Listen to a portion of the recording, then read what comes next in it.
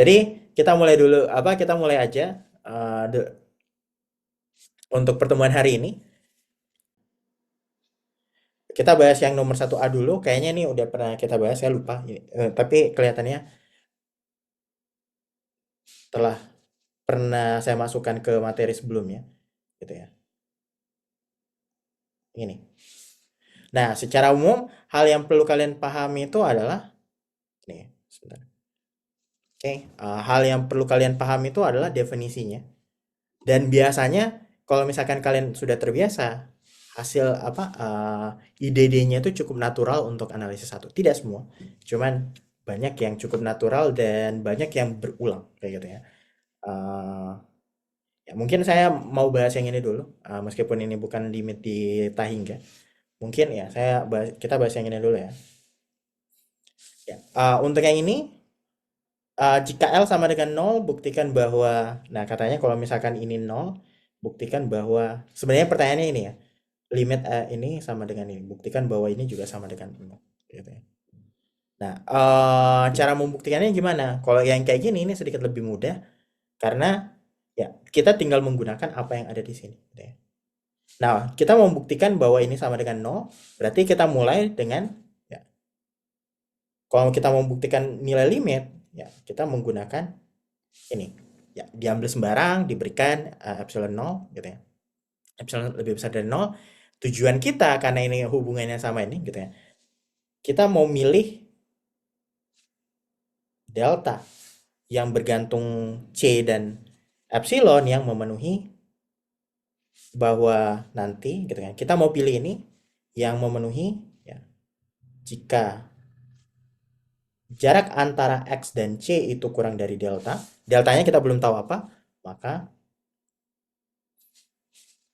nilai fx dikurang L, kurang L itu kurang dari epsilon. Ini kita pengennya itu. Nah, tapi jembatannya itu kita nggak bisa langsung memilih seperti ini ya. Kita tidak bisa langsung memilih seperti ini. Idenya atau jembatannya itu adalah ya yang ini, gitu kan. Ya, kalau L-nya sama dengan 0 kan berarti yang kita punya di sini adalah limit X mendekati C dari fx kuadrat sama dengan L. Gitu. Oke. Sama dengan 0. L-nya sama dengan 0 kayak gitu kan. Jadi kita punya ini. Nah, kita pengen pilih deltanya dan yang kita ketahui itu adalah ada kuadratnya di sini. Sekarang kita pengen hilangkan kuadratnya. Bayangannya itu kita bisa lakukan. Kenapa? Karena ya memilih delta di sini itu nanti bergantung sama kenyataan ini, gitu ya. Nah, begitu cara menganalisanya. Nah, sekarang pilih deltanya gimana? Atau menjamin eksistensi deltanya gimana? Ya, sekarang karena itu, gitu kan. Karena limit X mendekati C dari fx kuadrat itu sama dengan 0, gitu kan. Maka terdapat delta positif sehingga ini ya berlaku ini. Ya saya mungkin kalau Pak Fama itu lebih suka untuk fx ini untuk setiap x yang berlaku ini uh, berlaku bla bla bla. Nah, saya lebih suka pakai kata jika maka untuk yang seperti ini ya. Yaitu jika berlaku jika jarak antara X dan C itu kurang dari delta, maka fx mutlak dari fx kuadrat dikurang 0 gitu kan, L itu sama dengan atau kurang dari epsilon gitu ya. Ingat definisi dari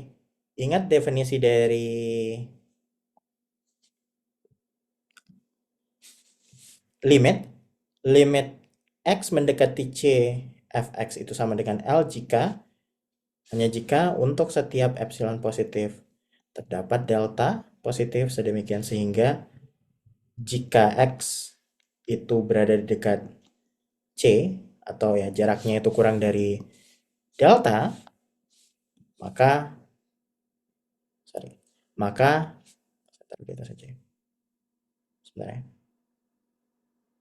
berlaku satunya. maka jarak antara fx dan L itu kurang dari epsilon, kayak gitu ya. Nah, ini yang mau kita ini. Nah, tapi di sini yang kita punya itu adalah fx kuadrat, L-nya 0, gitu kan. Gitu. Nah, terkadang gini ya. Nah, terkadang untuk mengatasi ini kan kita pengennya nanti fx itu kurang dari delta, gitu kan.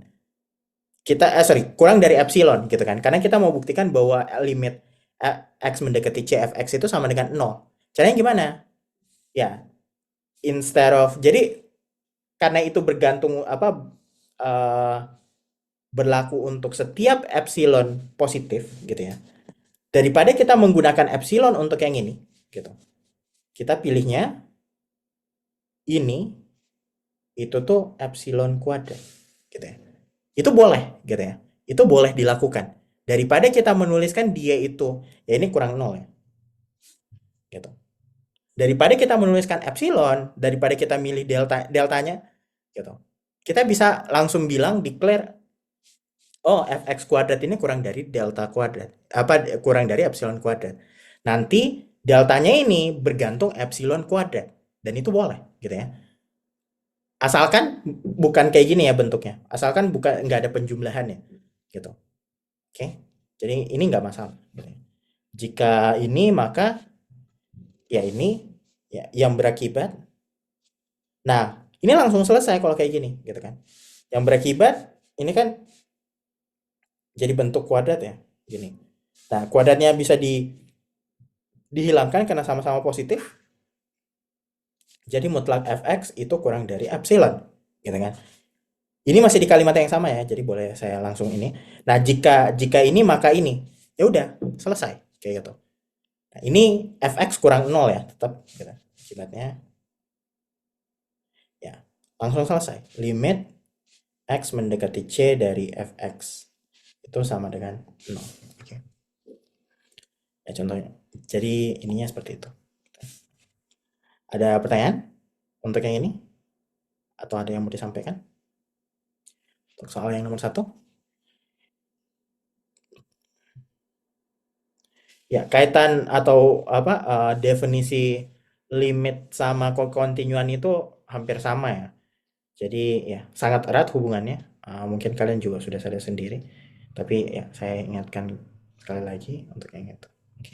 Yang untuk yang bagian B silahkan coba dicari aja. Saya mau pindah ke soal yang lain. Mungkin soal nomor 5 ya. Saya merasa soal nomor 5 ini nggak terlalu sulit.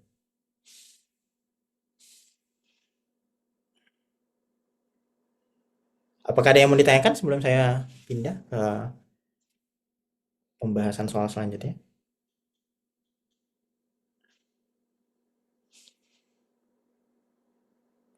Yang ada di sini,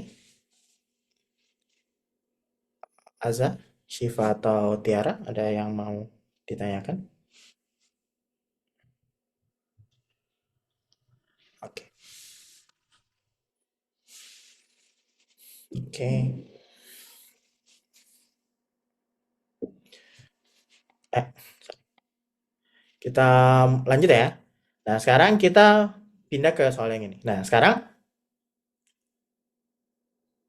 ini cukup beberapa beberapa beberapa soal yang diberikan ke kalian itu sebenarnya cukup natural gitu ya. Kalau kalian bayangkan yang ini kalian mungkin tidak terlalu sulit untuk membayangkan kenapa ini benar gitu kan. Ya kalau misalkan kayak gitu kan. Kalau dengan menggunakan kalkulus yang kita punya dan ini positif gitu ya. Jadi nggak ada masalah, pasti selalu positif ininya, hasil dari seper fx-nya itu. Jadi ya nggak mungkin negatif gitu kan. Nah, karena limitnya mendekati 0 dan fx-nya selalu positif, kita langsung bisa kayak semacam kayak gini gitu kan. Apa? Limit ya kayak semacam limit seper x gitulah. Atau kebalik ya. Limit dari x kayak gitu kan. Kayak, seper x itu sama dengan 0, berarti 1/1/x itu sama dengan x ya, limit x. Dan itu menuju tak hingga. Kayak gitu. Nah, sebentar ya. Sekarang error. Oke. Kayak gitu contohnya. Tapi ya ini argumen yang salah gitu ya. Kita nggak bisa menggunakan contoh yang seperti ini. Kira-kira ya sebelum kita ke sana, kalian kalau misalkan mau membuktikan sesuatu, itu kalian mulai dari apa yang mau dibuktikan ya. Kalian mulainya dari sini, gitu. Nanti apa yang diketahui itu dipakai di belakangan, gitu. Dipakai di tengah-tengah. Dalam perjalanannya nanti baru kita gunakan apa yang kita perlukan, gitu ya. Tapi untuk sampai ke sana, gitu ya, yang diinin itu adalah yang perlu saya tegaskan itu adalah kalian fokusnya sama apa yang diketahui. Sorry ya, apa yang ditanyakan, gitu ya. Yang diketahui itu nanti ini. Nah, ini untuk yang seperti ini mungkin lebih berlaku untuk kalian yang lagi S1, untuk yang apa khususnya untuk di pengantar analisis 1, apa argumen-argumennya biasanya tidak terlalu liar idenya, gitu ya. Mungkin satu atau dua soal tergantung dari dosennya siapa juga, gitu ya. Ya, tapi balik balik kembali, gitu ya.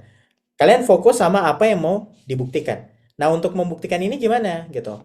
Jadi kalau misalkan kita mau buktikan sesuatu, limit dari sesuatu gitu ya. Misalkan ini pakai GX ya. GX-nya nanti adalah 1/X. Itu sama dengan Taingga.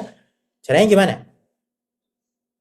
Ini argumennya adalah atau definisinya adalah untuk setiap M positif terdapat delta sedemikian sehingga apa?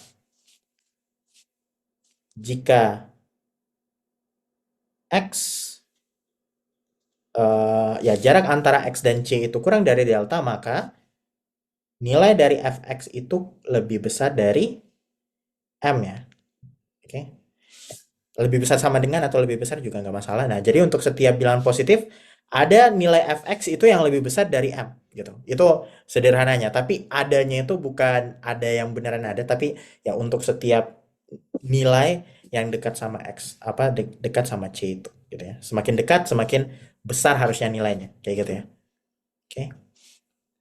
Nah, caranya gimana? Nah, di sini GX-nya di sini itu adalah seper fx kayak gitu ya, yang ini seper fx. Dan untuk sampai ke sana cara membuktikannya gimana ya? Kita mulai dari yang ini dulu, gitu kan? Berarti diambil sembarang M positif.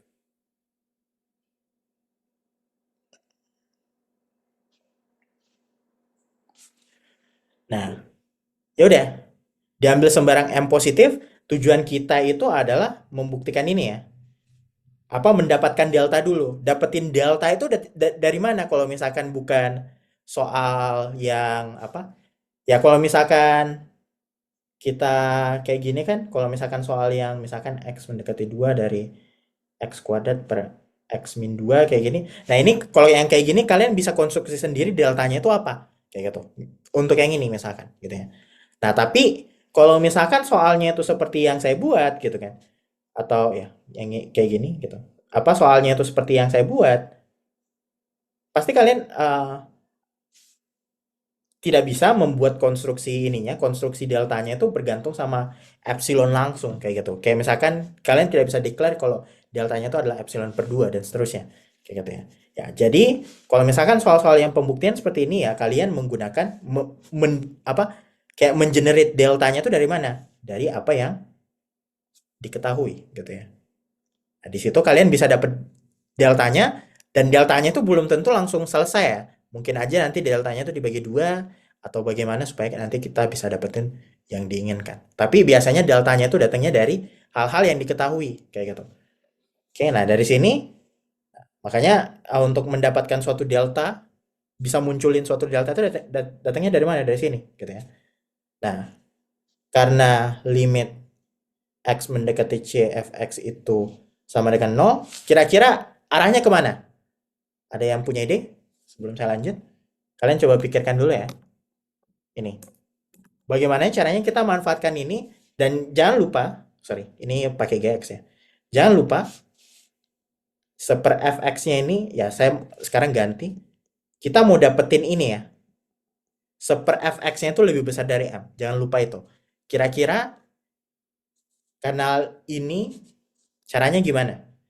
Caranya memanfaatkan itu dan pengen dibawa ke sini. Gitu ya.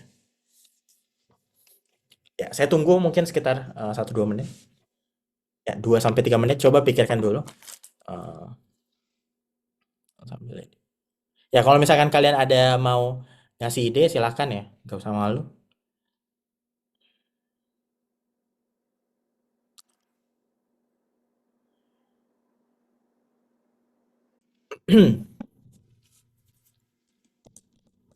Adik-adik? Ya, kalau berdasarkan definisinya kan, ya, untuk setiap epsilon, ya limit dari x mendekati c itu fx, kurang 0. Ya, berdasarkan definisinya kan, ini ya. Untuk setiap epsilon positif, terdapat delta positif sedemikian sehingga jika x-nya itu mendekati c, gitu ya, maka ya fx kurang 0, gitu kan, atau fx mutlak dari fx itu kurang dari epsilon. Nah, sekarang kita nggak punya apa, kita nggak mendeklar epsilon secara langsung di sini, gitu ya. Kita tidak mendeklar epsilon secara langsung, tapi kita harus memanfaatkan m dengan baik dan membawanya itu ke bentuk yang kita inginkan nanti, kayak gitu ya. Nah, itu sebenarnya sasarannya, gitu ya. Nah, triknya seperti apa? Sekarang kita lihat di sini. Ya, karena limit apa x mendekati c fx itu sama dengan 0, maka terdapat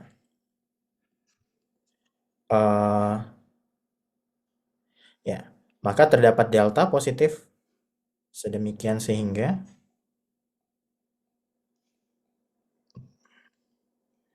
jika ini kurang dari delta, gitu kan, maka apa? Fx mutlak dari fx itu kurang dari apa kira-kira? Nah, mutlak dari fx ini sama dengan apa? Sama dengan fx itu sendiri, gitu ya.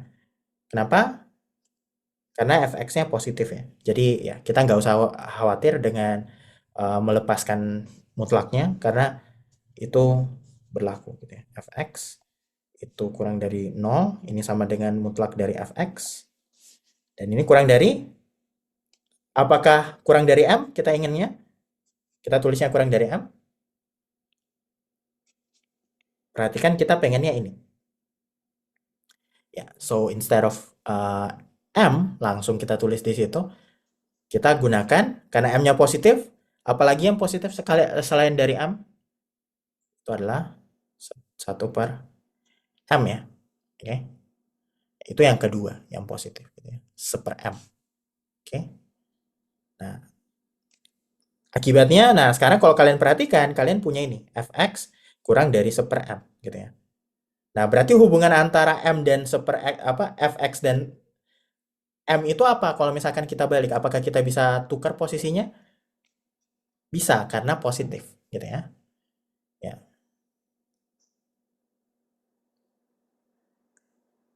Atau ya, sekarang saya mau tulis dalam bentuk yang lain karena saya merasa yang tulisan yang ini saya kurang enak kalau misalkan mau diulang, gitu ya. Sehingga ini berlaku untuk setiap x, untuk setiap ini ya. Atau seperti ini aja. Tadi udah oke. Ya, ini boleh, gitu ya. Saya tulis di bawah sini juga boleh, gitu ya. Untuk setiap x dengan ini. Saya pengen nulis yang ini aja, gitu ya. Supaya bisa diulang-ulang. Nah, ini ya, saya tulis yang ini aja. Nah, ini cara lain untuk menuliskan definisi limit. Nah, ini cuman bilang untuk setiap apa nilainya itu kurang dari itu untuk setiap ini, gitu ya. Tapi untuk setiapnya ditulis belakang itu boleh. Nah, sekarang, nah ini star. Nah, berdasarkan star langsung diperoleh aja, gitu ya. Berdasarkan star diperoleh. Ya, kita bisa menukarkan posisi fx dan ininya. 1 per fx, ya karena ini positif, gitu ya. 1 per fx itu lebih besar dari m, gitu ya. Kita tukar posisi m dan 1 per fx-nya, apa fx-nya. Nah, ini untuk setiap x anggota R dengan ini ya. Nah, ini berarti kita udah selesai, kayak gitu. Oke. Ini berlaku untuk setiap x yang seperti itu. Nah, ya udah. Jadi ini cara ngomongnya gimana? Atau ini kalau misalkan ditulis ulang seperti apa ya? Untuk setiap m positif terdapat deltanya tadi di sini, gitu ya. Terdapat delta positif sehingga ini ya, kalau saya tulis ulang ini super fx, salah, super fx lebih lebih besar dari m untuk setiap x dengan ini. Dan ini sama aja dengan yang saya tuliskan tadi di atas gitu ya. Ini kalau misalkan dituliskan dengan apa definisi klasiknya itu sama aja gitu ya. Itu ya, jika ini maka ini ya sama aja. Ya, bagian ini menurut saya tidak perlu ditulis gitu ya. Kalian tinggal declare aja ya, akibatnya akibatnya gitu. Ya. Kesimpulannya apa? Oh ya, bukan R ya, tapi X anggota A, sorry. X anggota A. Ini sebenarnya tidak terlalu penting, cuman ya sesuai dengan definisinya ya, itu kita ikuti. Akibatnya ya, limit dari X mendekati C dari super f X menuju tak hingga. Jadi, limitnya bernilai tak hingga. Oke. Ya. Jadi kalau misalkan terkadang kalian bingung arahnya kemana, kalian fokusnya sama apa yang mau dibuktikan dulu, kayak gitu ya. Saya menyarankan itu. Dan itu biasanya apa? Setidaknya kalian tuliskan kembali apa? Kalau misalkan kalian benar-benar tidak tahu arahnya mau kemana, setidaknya kalian tuliskan kembali dulu apa yang mau dibuktikan. Tidak langsung di kertasnya, karena nanti kertasnya itu kalau kalian bayangkan nanti kertasnya itu akan kalian isi tengahnya gitu. Yang kalian mau buktikan yang ini gitu kan. Oh, berarti kita mulai dari ambil sembarang M positif. Yang kita mau jamin itu adalah delta yang memenuhi apa kondisi tertentu kayak gitu. Nah, cara generate deltanya itu gimana gitu. Bisa kita apa kalau misalkan soal limit yang benar-benar fungsinya dikasih tahu, limit dari yang seperti yang di atas tadi saya tulis, yaitu kalian cari sendiri apa deltanya apa yang bergantung sama epsilon atau M kayak gitu ya. Nah, tapi untuk yang seperti ini untuk soal yang seperti ini kalian generate deltanya dari apa yang diketahui yaitu yang ini gitu ya seperti itu. Oke. Nah, kenapa kepikiran super M ya itu sebenarnya ada pengalaman di sana cuman ya kembali lagi tujuan akhir kita. Eh, Kalian harus ingat tujuan akhir kita itu apa kayak gitu ya untuk bisa mengerjakan soal-soal yang seperti ini. Oke. Ada yang mau ditanyakan untuk yang ini?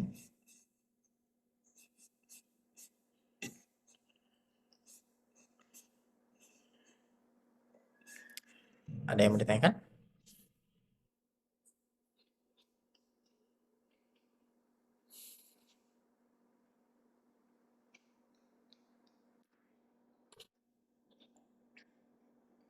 Nggak ada? Mana soalnya? Oke. Kalau nggak ada, sekarang em, ya mudah-mudahan kalian ini ya. Saya tidak mau bertanya terlalu jauh gitu ya. Dan saya tidak meminta kalian untuk apa memberikan detail. Saya mau bahas soal nomor 2 sekarang. Gitu. Sekarang saya mau bahas soal nomor 2 ya.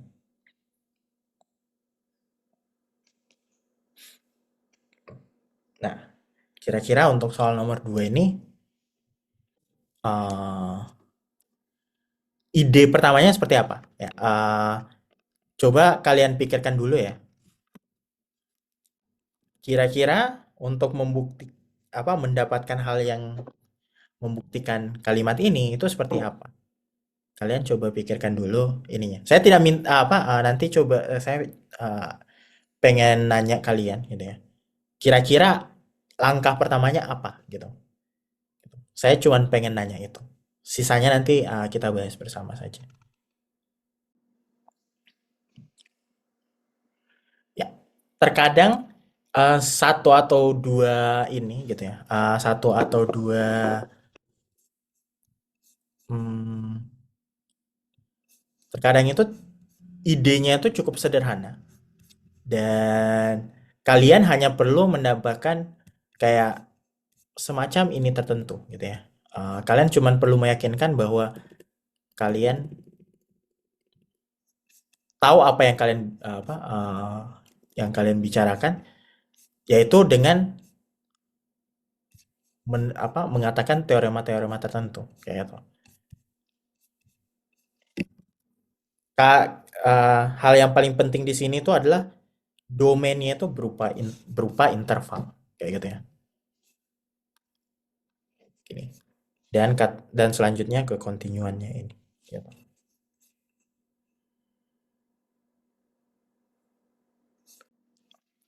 Ya, terkadang ya seperti yang kalian ketahui dan ini pasti lumayan sering digunakan di kelas juga untuk membuktikan teorema-teorema.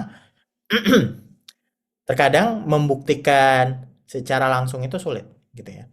Membuktikan secara langsung itu sulit. Jadinya untuk membuktikan ini mungkin cara yang lain itu adalah dengan membuktikan itu, gitu ya. Membuktikan bahwa yang sebaliknya, gitu ya. Bukan membuktikan yang sebaliknya, tapi mengasumsikan yang sebaliknya, gitu ya. Nah, artinya kita menggunakan kontradiksi. Kalau saya biasanya mulai dari saya mulai dengan frasa ini dulu untuk keperluan kontradiksi ya. Supaya saya tahu kalau misalkan saya ini motivasinya itu adalah membuktikan dengan kontradiksi, gitu ya. Ini untuk penegasan ke diri saya juga, gitu. Ya, untuk keperluan kontradiksi, ya, misalkan f-nya ini fungsi tidak konstan. Nah, tahu ya fungsi konstan itu apa? Yang nilainya semua nilainya tuh sama, gitu kan? Di semua domain ya, gitu ya. Nilainya tuh tetap untuk nilai fungsinya tetap untuk keseluruhan domainnya. Nah, pertanyaannya kalau misalkan kita asumsikan f itu tidak konstan, itu artinya apa? Apa yang kita bisa ini?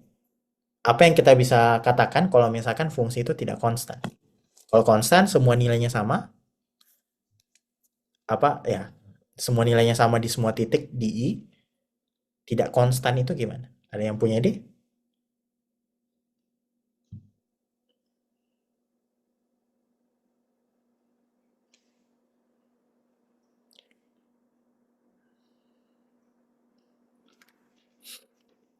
Untuk keperluan kontradiksi, misalkan f fungsi tak konstan, yang kita bisa iniin itu adalah dari sini ya. Ya, maka terdapat dua titik yang nilainya tuh beda gitu ya. Ya terdapat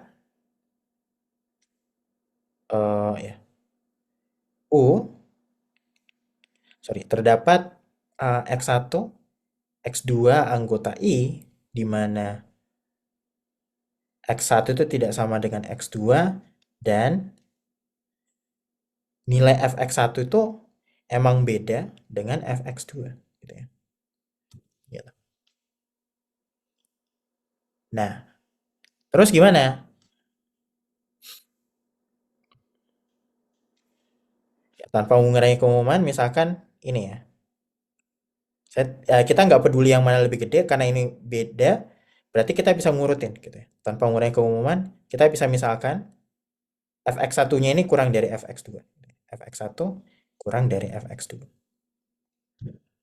Nah, kalau kalian bayangkan karena kekontinuannya, sebenarnya kita punya ini ya. Tapi anggap aja kita nggak anggap aja itu kita belum tahu itu. Nanti kita menggunakan Bolzano teorem itu ya. Ini fungsi kontinu. Kalau misalkan ini kontinu dan ini interval, nanti sifat yang pentingnya itu adalah ini. Fi merupakan interval.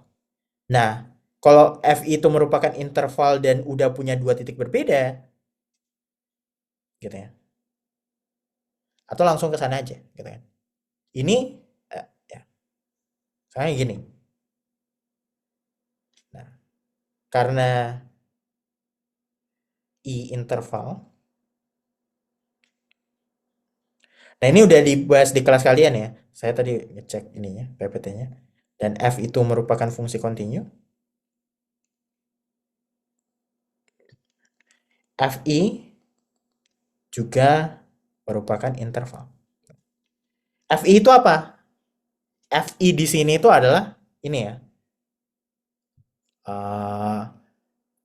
Image atau range dari himpunan range dari fungsinya.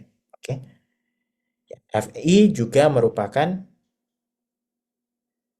apa ya? Juga merupakan interval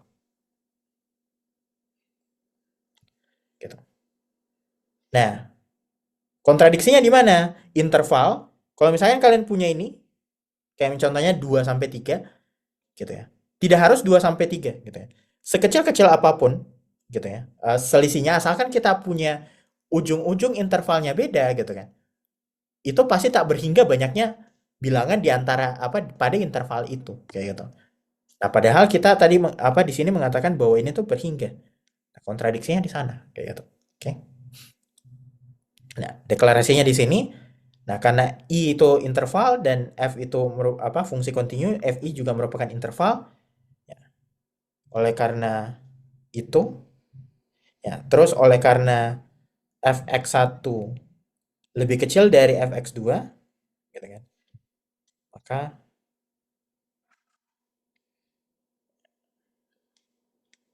ya, interval ini yang dari fx1 sampai fx2 ini tuh ini atau tidak ini ya, oleh karena itu bukan itu alasannya.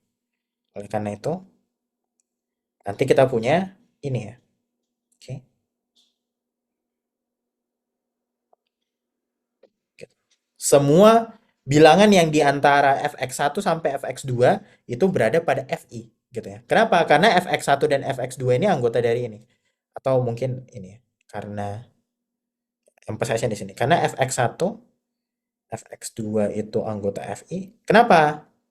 Yaitu syarat keanggotaannya fi. Fi itu apa sih? Fi itu adalah himpunan semua fx di mana x-nya itu adalah anggota i. Ya, karena x1 dan x2 itu anggota i gitu ya. Makanya kita punya ini gitu. Fx1 dan fx2 itu anggota dari fi gitu ya. Nah, karena itu nanti kita bisa bikin intervalnya dan intervalnya itu interval dari fx1 sampai fx2 itu berada sepenuhnya di dalam fi. Kenapa? Karena fi itu merupakan interval. Itu yang penting gitu ya. Nah, lebih lanjut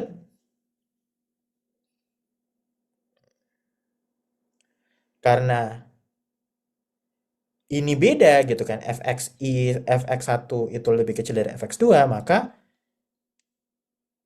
ini tuh merupakan himpunan tak berhingga gitu kan. Banyaknya bilangan di antara fx1 sampai fx2 itu tak berhingga banyaknya. Maka ada tak berhingga. Sorry, merupakan himpunan tak berhingga.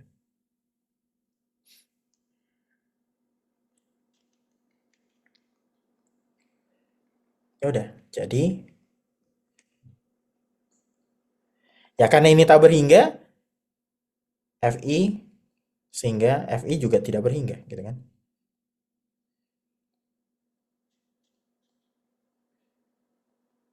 Ini kontradiksi. Oke. Jadi seperti itu ini. Ya.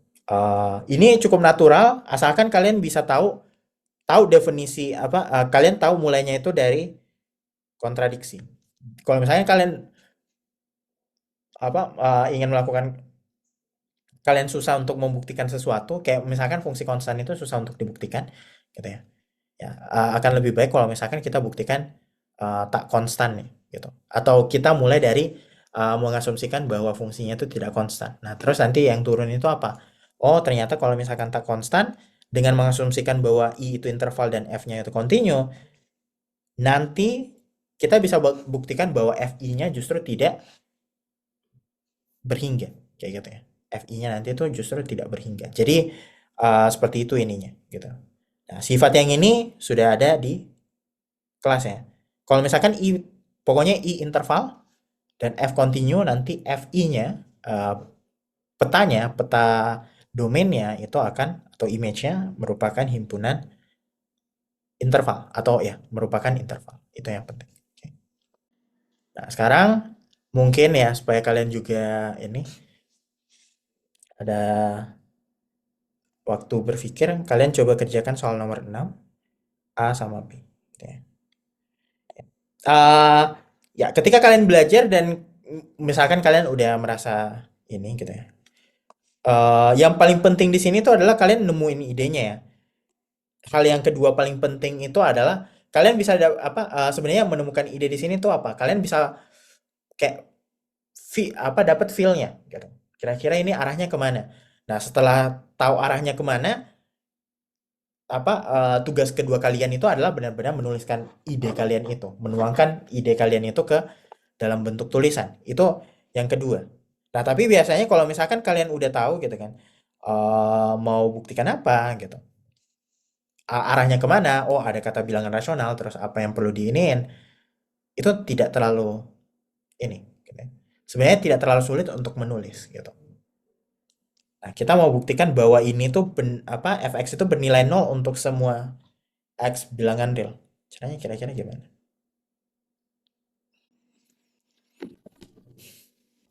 Ada ide? Yang pertama, untuk yang bagian pertama, sorry. Oh, oke. Ya. Ada kira-kira kalau saya nanya kalian gitu ya. Azza, Tiara, Shiva sama Dava, kira-kira ini langkah pertamanya itu apa? Langkah pertamanya.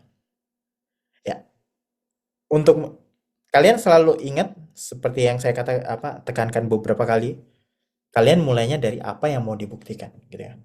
Kita mau buktikan fx itu sama dengan 0 untuk setiap x bilangan real. Nah, caranya gimana? Nah, ini sembarang bilangan real positif gitu ya.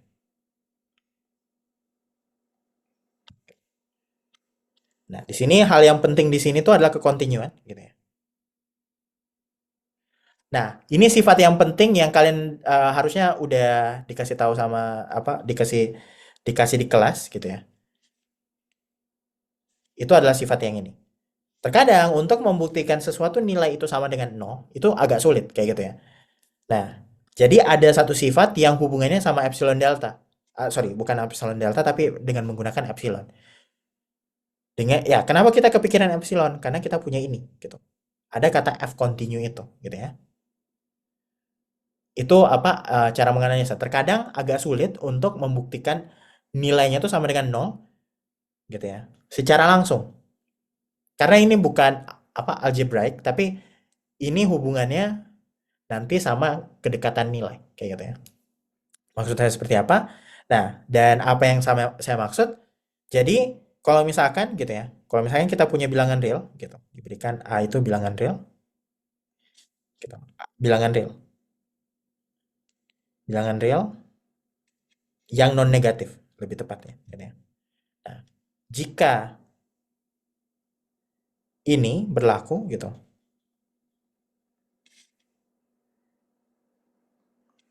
Berlaku ini atau misalkan kayak gini aja. Gini ya. Bahwa A itu non negatif dan kurang dari epsilon. Ini untuk setiap epsilon, kesimpulannya apa? A-nya maka ya untuk setiap ini berlaku itu maka A-nya itu kita bisa simpulkan sama dengan 0 itu sendiri gitu ya. Ini salah satu cara untuk membuktikan suatu nilai itu sama dengan 0. Biasanya terkadang untuk membuktikan suatu nilai sama dengan 0 itu susah kalau misalkan secara langsung kita menggunakan pendekatan epsilon kayak gitu ya. Nah, dan ini yang juga dilakukan di sini gitu ya. Ini. Gitu. Oke. Jadi gimana? Ya. Jadi karena susah secara langsung untuk membuktikannya kita mau buktikan untuk sembarang x ini gitu ya. Ya saya declare aja di sini akan dibuktikan fx-nya itu sama dengan 0. Nah, caranya gimana? Kita menggunakan epsilon tadi, sifat yang saya tuliskan di samping ini. Diambil sebarang epsilon positif gitu ya. A-nya di sini adalah fx-nya. Oke. Nah, ya diambil sembarang epsilon positif. Terus lanjutannya gimana? Yang punya ide? Dan F continue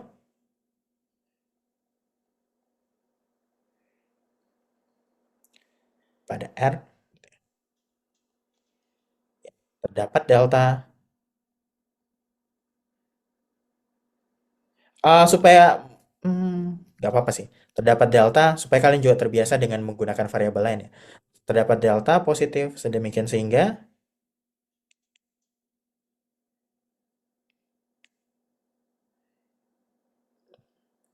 untuk setiap X bisa pakai jika maka gitu ya. Untuk setiap X bilangan real, jangan X karena kita udah pakai X menjadi titik ininya gitu. Untuk setiap Y bilangan real berlaku untuk setiap bilangan ini dengan jarak antara Y dan X itu kurang dari delta. Ini bukan limit ya, ini terkait kekontinuan. Ingat kekontinuan itu seperti apa? Definisi definisi kontinu itu apa? F continue di C gitu. Itu artinya apa? Berarti untuk setiap epsilon positif terdapat delta positif sedemikian sehingga jika nah ini nolnya sekarang udah dilepas jika jarak antara X dan C itu kurang dari delta maka nilai fungsinya antara X dan C itu kurang dari epsilon. Seperti ini ya. Sangat mirip dengan limit, tapi kalau limit itu seperti ini gitu ya, pakai L.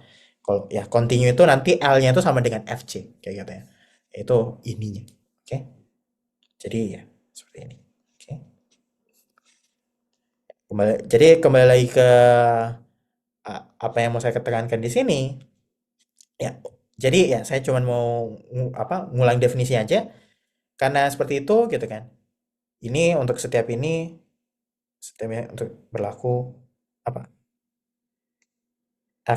Fy kurang fx itu kurang dari epsilon. Nah, ini kita tandai sama dengan satu. Nah, yang ditandai sama dengan satu itu bukan cuman ininya aja ya. Jadi kalau misalkan kita menandai satu itu bukan cuman itunya aja, tapi kondisi yang ininya juga yang ditandai gitu. Oke, kalau saya tandai itu sama dengan star gitu ya. Bukan cuman ketaksamannya aja yang ditandai star, tapi pengikut-pengikutnya bahwa untuk setiap Y anggota R dengan kondisi seperti ini gitu kan. Berlaku ini gitu. Dengan sampai sini ada yang mau ditanyakan? Eh Asa, Tiara, Shiva atau Dava ada yang mau ditanyakan?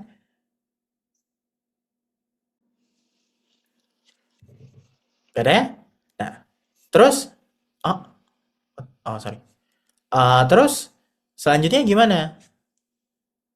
Apa yang kita bisa lakukan? Nah, sekarang ingat ini hubungannya bilangan rasional gitu. Apa sih kalau misalnya kita ngomong kayak gini, katanya ini berlaku untuk semua bilangan rasional, karena berlaku untuk bilangan rasional ada kekontinuan dan ini ada ini gitu. Ternyata berlaku untuk semua bilangan real. Nah, hubungan bilangan real sama bilangan rasional ini apa? Yang sering dieluh-eluhkan atau sering diomongkan gitu ya. Itu ini. Apa? Ada yang tahu? Saya mau ngomong apa? Densitas gitu ya. Densitas bilangan rasional. Oke. Dengan kita bawanya ke sana, kita ganti Y-nya ini dengan Q, suatu bilangan rasional. Nah, karena FQ itu sama dengan 0 gitu kan. Nanti ya Y-nya tuh kita ganti dengan Q ya berarti nanti yang tersisa di sini kalau misalkan ini Q gitu kan. Ya, berarti FQ dikurang FX ya. Mungkin saya lebih baik kalau misalkan nulis sebaliknya tapi ya sama aja sih. Jadi nggak perlu kita khawatirkan ya. Pokoknya dengan densitas bilangan rasional gitu ya. Yang kita punya apa? Pokoknya ada aja yang jaraknya itu sangat dekat dengan ingat esensi dari densitas bilangan rasional itu adalah untuk setiap bilangan real ada bilangan rasional yang dekat sama dia gitu ya. Dekat di sini maksudnya sekecil apapun jarak yang kita mau pasti ada bilangan rasional yang jaraknya seperti itu. Nah, jadi yang mau kita declare itu adalah terdapat Q bilangan rasional yang jaraknya sangat dekat. Dekatnya itu sedekat apa? Ya karena kita mau achieve itu adalah sebenarnya FQ-nya yang sama dengan 0 dan pengen memanfaatkan star, kita cuman perlu Q-nya tuh sedekat apa jaraknya terhadap X itu kurang dari delta. Kayak gitu. Oke. Nah, terdapat Q bilangan rasional sehingga ya jaraknya terhadap X itu kurang dari delta. Kayak gitu ya. Deltanya udah dia declare di atas ya. Kalau misalkan udah dibilang terdapat delta positif yang memenuhi ini, ya deltanya tidak usah dideklar lagi. Gitu. Udah ada di awal. Gitu ya. Nah, ini terdapat Q bilangan rasional sehingga ini. Gitu. Nah, akibatnya berdasarkan star,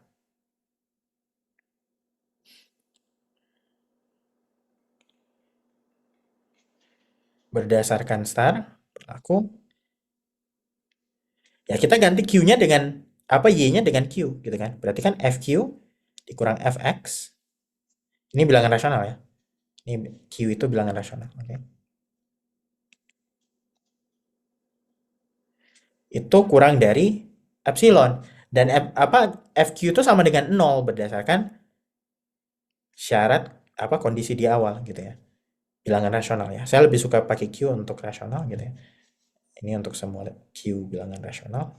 Nah, nah, terus kita selesaikan apa ke kiri. Nah, ini 0 dikurang fx gitu ya. Nah, ini apa ingat bahwa kita punya sifat ini ya. Mutlak dari min fx itu sama dengan mutlak dari fx gitu ya. Bukan fx itu sama dengan mutlak dari min fx, tapi ya pokoknya mau ada ininya tanda negatifnya atau enggak ya sama aja gitu ya. Nah, pokoknya ini kita punya seperti ini. Gitu. Mutlak dari fx itu sama dengan ini kurang dari epsilon. Dan ini berlaku untuk setiap epsilon yang kita udah ambil sembarang di awal. Gitu ya. Nah, akibatnya, ya oleh karena itu, dapat disimpulkan bahwa mutlak dari fx itu, ya kan mutlak itu non negatif ya. Jadi ya kita bisa menggunakan sifat yang ada di sini. Dan oleh karena itu dapat disimpulkan mutlak fx itu sama dengan 0 atau fx-nya itu sama dengan. Kalau mutlak sama dengan 0 ya nilainya sendiri itu sama dengan 0. Gitu ya. Oke, selesai. Atau mau lebih tegas kayak gini. Mutlak fx sama dengan 0, makanya nanti fx-nya juga sama dengan. Ya, ini kita udah ambil x-nya sembarang tadi di awal, di atas. Memanfaatkan rasionalnya di mana? Di sini. Terdapat Q yang jaraknya itu dekat dengan X itu. Ya, terkadang tidak apa terkadang kemungkinan besar yang kalian pikirkan itu yang ini gitu kan. Densitas bilangan rasional kalau misalkan kita punya dua bilangan real, di antaranya itu ada bilangan Q. Nah, interpretasi lainnya, ini maksudnya apa? Di antara sedekat-dekat apapun dua bilangan real, pasti asalkan mereka berbeda, gitu ya. Pasti ada bilangan rasional yang berada di sela-selanya, kayak gitu kan. Nah, cara lain untuk mengatakan itu adalah ini. Jarak antara X dan Q itu selalu kita bisa bikin sedekat-dekat mungkin, gitu ya. Oke, itu interpretasi lain dari densitas bilangan real itu. Dan itu silahkan digunakan, gitu ya. Asalkan kalian paham esensi dari densitas bilangan real, menurut saya yang ini bisa selesai. Oke. Ya, tapi emang ide utamanya di sini, gitu ya. Menjamin eksistensi Q-nya di sini.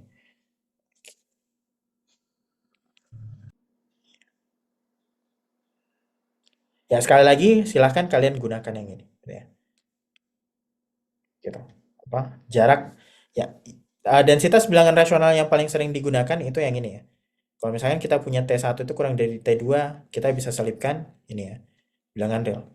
Bilangan rasional sehingga nanti T1 kurang dari Q kurang dari T2 gitu. Nah, dalam hal ini T1 dan T2-nya itu apa? Kalau misalkan ini tuh kita mengatakan ya seperti ini ya. Min delta plus X ini. Cara lain mengatakan itu kan delta plus X. Di antara ini pasti ada bilangan rasional gitu. Oke. Ya, itu yang dilakukan di sini. Di antara ya karena deltanya positif, di antara min delta plus X sampai delta plus X pasti ada bilangan rasional. Nah, bilangan rasional itu cara lain untuk ngomongnya yang ini gitu ya. Oke. Itu bilangan rasional densitas bilangan real. Tapi langsung ditulis kayak gini juga nggak masalah. Pokoknya ada bilangan real yang bilangan rasional yang dekat sama x kayak gitu. Itu aja. Oke, sekarang yang kedua. Lagi-lagi kita punya syarat kekontinuan gitu ya. Kita mau membuktikan bahwa x itu anggota A gitu ya. Nah, artinya apa? Kita mau membuktikan fx itu sama dengan 0. Karena di sini ada kata continue, lagi-lagi ini hubungannya sama apa? Sama ini tadi gitu ya. Sifat yang ini tadi, kita tidak langsung membuktikan bahwa fx itu sama dengan 0, tapi kita membuktikan ini ya. Untuk setiap epsilon positif, untuk setiap epsilon positif ini targetnya ke sini. Mutlak dari fx itu kurang dari delta. Gitu ya. Untuk membuktikan fx sama dengan 0, silahkan arahnya ke sini. Gitu ya. Itu idenya. Gitu. Oke. Nah, tapi kira-kira ininya seperti apa? Sebenarnya menurut saya sih lebih susah yang bagian A ya. Jadi silahkan pikirkan yang bagian B itu seperti apa. Nah, soalnya ada di sini. Saya ya silahkan ada di atas sini. Silahkan coba kalian perhatikan baik-baik dulu untuk eh, caranya yang saya tuliskan untuk yang bagian A. Yang bagian B ini menurut saya sedikit lebih sulit. Sedikit lebih mudah. Gitu ya. XN-nya tuh subset dari A. Dan itu merupakan ini barisan di dalam A. Gitu ya. Yang konvergen ke X. Nah, silahkan coba pikirkan dulu. Seperti apa? Oke, okay, fair enough. Ya ini bisa ini sebenarnya bisa satu baris ya. Kalau kalian tahu suatu karakterisasi, ini untuk yang B ini bisa satu baris. Oke. Okay.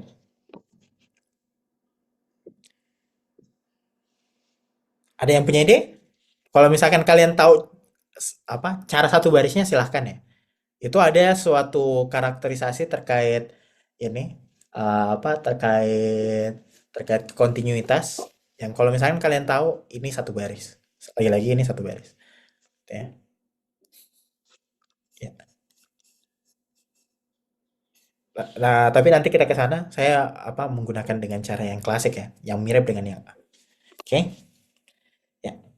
Untuk membuktikan kan kita mau buktikan ini gitu ya. Akan ditunjukkan bahwa X itu anggota A atau dengan kata lain kita mau menunjukkan apa? Akan ditunjukkan fx itu supaya x itu menjadi anggota A, ya fx itu sama dengan 0 ya. Oke. Nah, jadi untuk yang ini diambil sembarang epsilon positif. Lagi-lagi alasannya kenapa susah untuk membuktikan fx-nya itu secara langsung. Fx sama dengan 0 dengan sifat-sifat aljabar saja. Karena tidak terlalu banyak hal yang bisa kita gunakan di sini. Jadi kita membuktikannya dengan menjepit fx-nya itu terhadap epsilon gitu ya. Oke, nah kembali lagi ke sini diambil sembarang epsilon positif. Kita mau buktikan bahwa dia tuh ini. Kira-kira yang bagusnya yang mana dulu gitu. Mungkin ke kontingen dulu aja yang kita declare karena apa? Karena f continue pada R atau di X secara khusus gitu. Maka maka terdapat epsilon positif, sehingga untuk setiap y bilangan real dengan jarak antara y dan x itu kurang dari delta, berlaku fy kurang fx itu kurang dari epsilon ya. Seperti ini.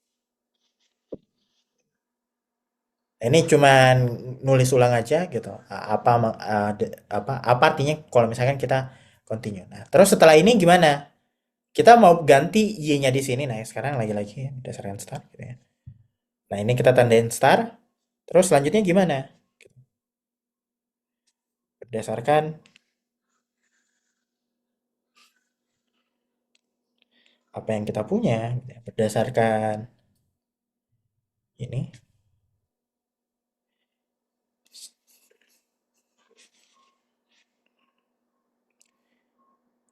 konvergenan. Ya, berdasarkan kekonvergenannya gitu.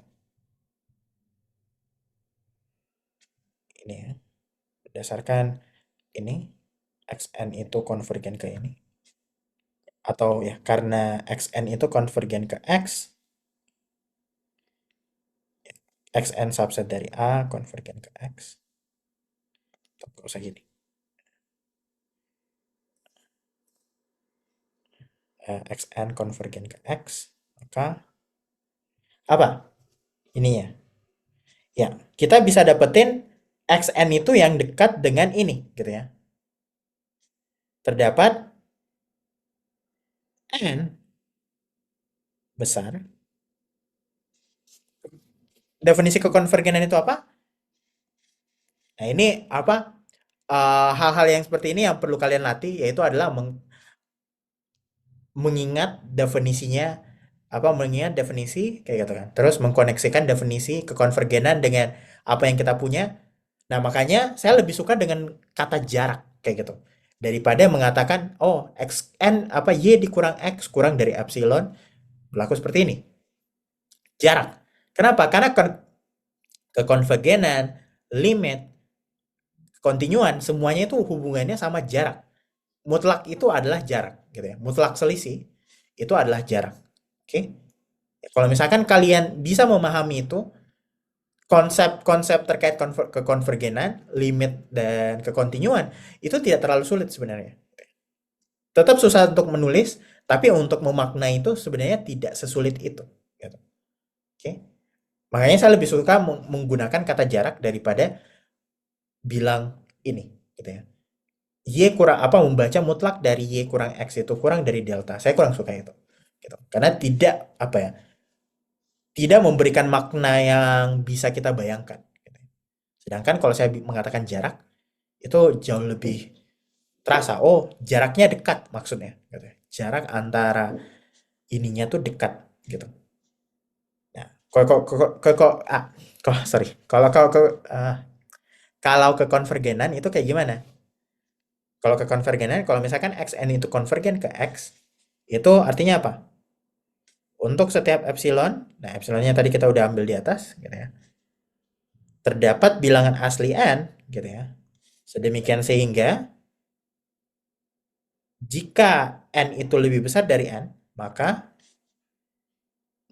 jarak antara xn dan x itu kurang dari epsilon. Gitu. Jaraknya dekat.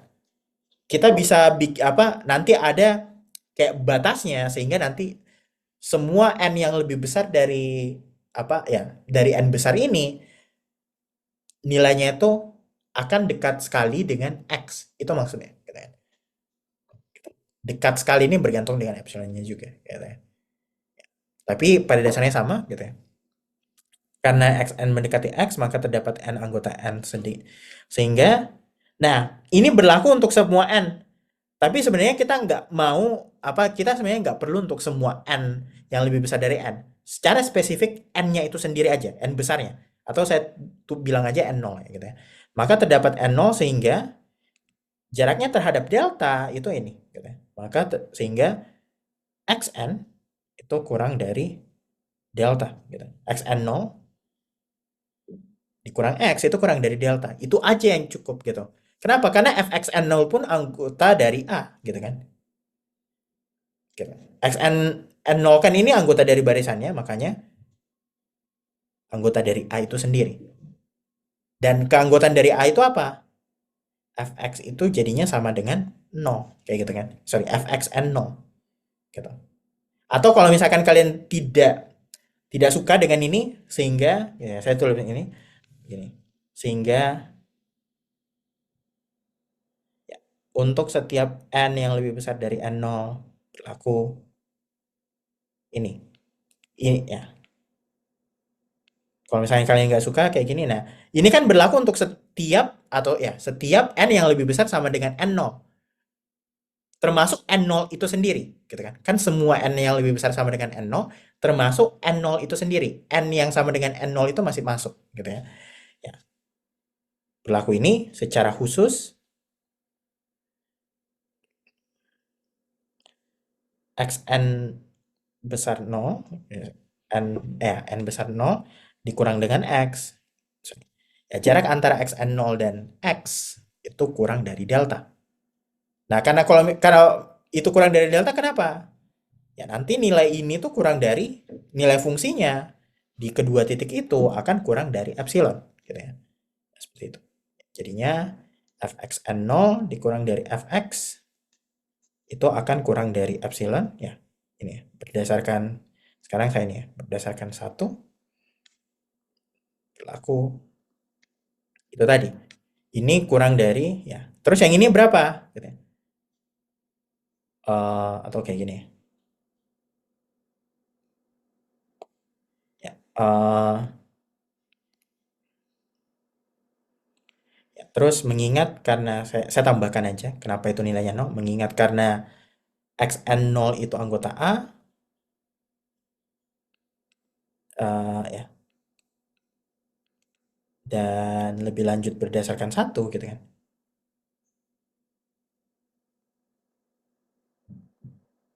Diperoleh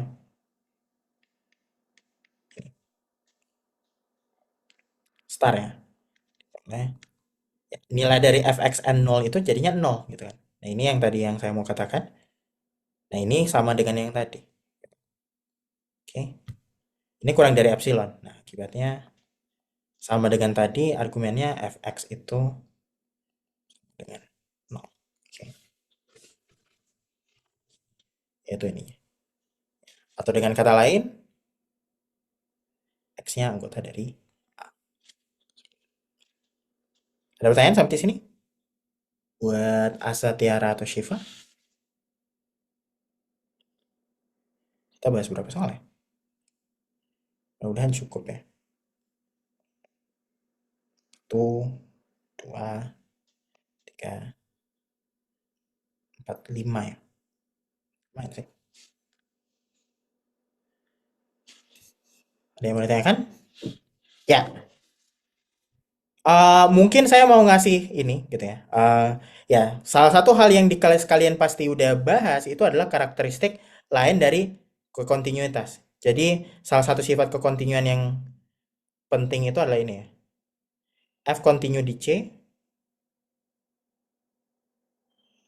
itu jika dan hanya jika untuk setiap barisan ya, ininya misalkan fungsinya tuh dari A ke R gitu ya.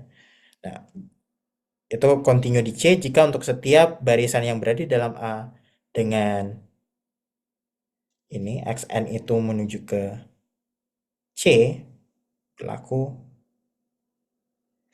fxn itu juga menuju atau konvergen ke fx gitu. Oke. Nah, artinya nah ini sifat yang digunakan untuk ini. Kalau misalkan kalian tahu karakteristik itu gitu ya. Konvergen ke suatu x gitu ya. Nah, karena konvergen ini cara cara alternatif ya. Ya. Karena xn itu konvergen ke x dan f apa ya dan f continue. Nah, berdasarkan apa yang kita punya di sini ya kita ganti dengan x ya di sini. Oke, itu udah x. Maka ya, continue di x lebih tepatnya maka ini fxn itu konvergen ke fx gitu ya. Gitu. Nah, padahal fxn ini sama dengan apa ya? Padahal xn itu sama dengan apa? Subset dari A, gitu kan? Berada di dalam A itu tadi. Makanya xn ini sama dengan apa jadinya untuk setiap n?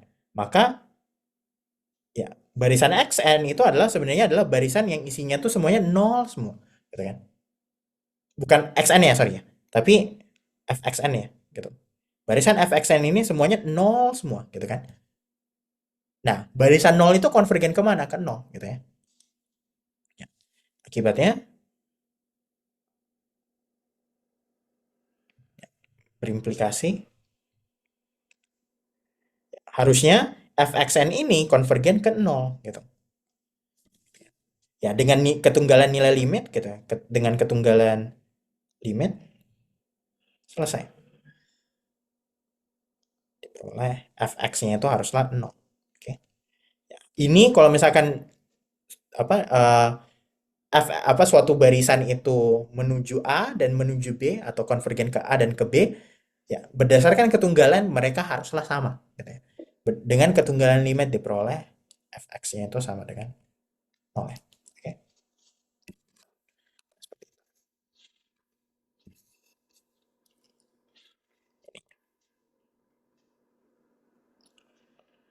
Tapi harapan saya apapun cara yang kalian gunakan itu apapun cara yang kalian gunakan, mudah-mudahan kalian bisa menyampaikannya dengan baik dan menuliskannya dengan baik. eh baik baik itu di kelas gitu ya. Baik itu secara lisan maupun secara tulisan kayak gitu. Oke. eh ya. Sebelum kita akhiri, apakah ada yang mau ditanyakan? Ya, karena ini juga udah 1,5 jam. Ya, mungkin itu untuk hari ini. Kalau misalkan nggak ada pertanyaan, hari ini sampai di sini aja. Sampai jumpa lagi di minggu depan. Ya, thank you.